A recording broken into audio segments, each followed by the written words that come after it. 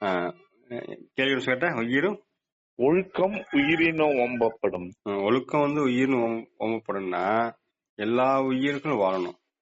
முதல்ல நீ நல்லபடியா வாழணும். நீ நல்லபடியா வாழணும்னா உனக்கு ஒழுக்கம் தேவை. எப்ப நீ நல்லபடியா வாழணும் ஒழுக்கத்தை கொண்டு வந்துட்டியோ எல்லா ஜீவனும் ஒழுக்கம் வாழக்கூடிய உன்னோட இயல்பும் இயக்கமும் நடக்க ஆரம்பிச்சிடும். அப்ப உன் உயிரே நல்லா வாழணும்னா இருக்கணும்னா அது மற்ற உயிர்களுக்கும் அது பயன்படணும்னா நீ ஒழுக்கங்கிறத கடைபிடிக்கணும். அப்ப உயிர் போனாலும் பரவாயில்ல ஒழுக்கத்துல கடைபிடிப்பேன் நீ வந்துட்டேன்னா அப்ப ஒழுக்கத்தினால் நீ உயிர் காப்பாற்றப்படுது.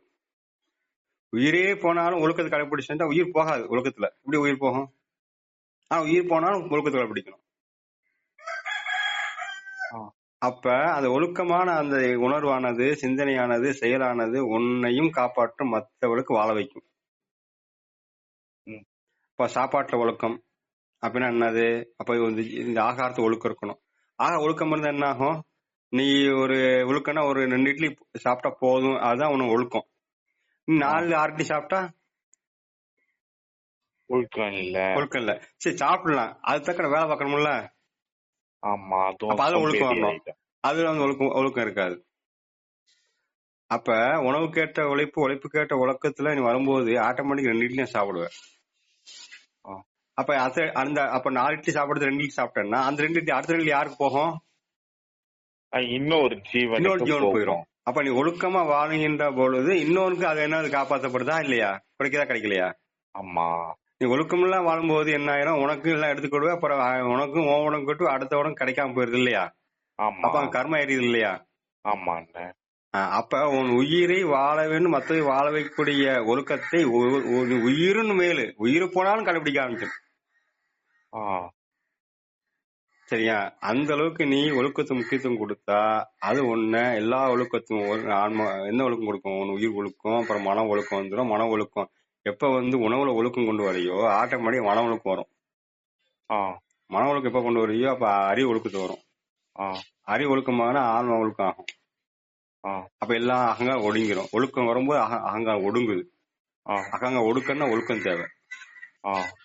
அப்ப உன் அகங்காரத்தை இல்லாம வாழக்கூடிய அந்த நிலைதான் ஆத்ம வாழ்க்கை, ஆத்ம நிலை, ஆண்டவ நிலை என்கிறது உனக்கு வருது.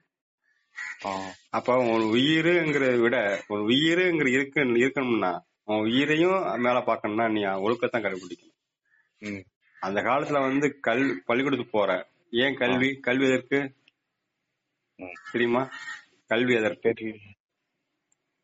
ஒழுக்கம் கத்துக்க. கல்வியின் நோக்கம் ஒழுக்கம் தான். அந்த ஒழுக்கம் எது கொடுக்கும்? ஒழுக்கத்தின் நோக்கம் என்ன? கல்வி நோக்கம் ஒழுக்கம். ஒழுக்கத்தின் நோக்கம்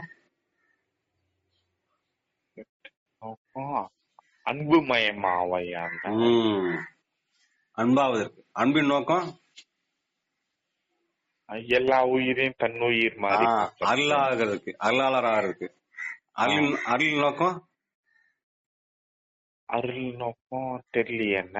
ஆண்டவன் அடைவது, ஆண்டவனாவது. சரிங்க. இதுதான் ஒரு கல்விக்குள்ள நீ படிக்கிறன்னா அது படிக்கிற ஒழுக்கம் தான் அடிப்படை.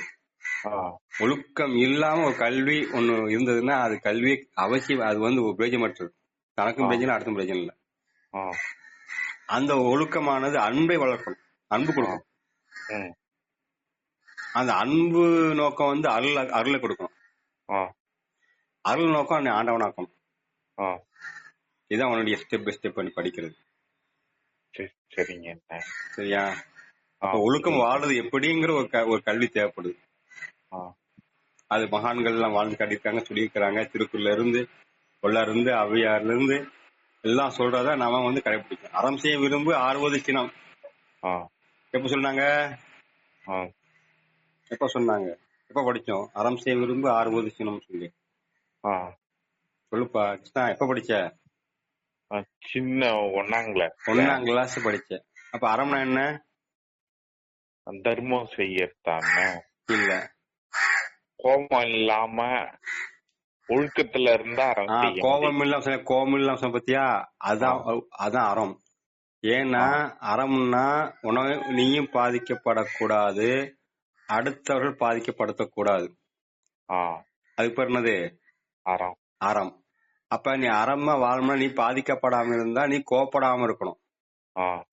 அப்ப கோபம்னா அது ஆறுவது சினம் சொன்னான். ஆறுவது சினம்னா ஆ, அப்ப சினத்தை ஆத்தி விடு. ஆ, அப்ப உனக்கு நீ பாதிக்கப்பட மாட்ட. ஆ, நீ பாதிக்கப்பட அடுத்த பாதிக்கப்படுத்த மாட்ட. நீ பாதிக்கப்பட்ட அடுத்த பாதிக்கப்படுத்துவ. அப்பதான் அதுக்கு பிறகு அறம். அறம் ஆ, செய்ய விரும்பு. ஆ, அப்ப என்ன பண்ணோம்? ஆறுவது சினம். ஆ, இதான் ஒழுக்கம்.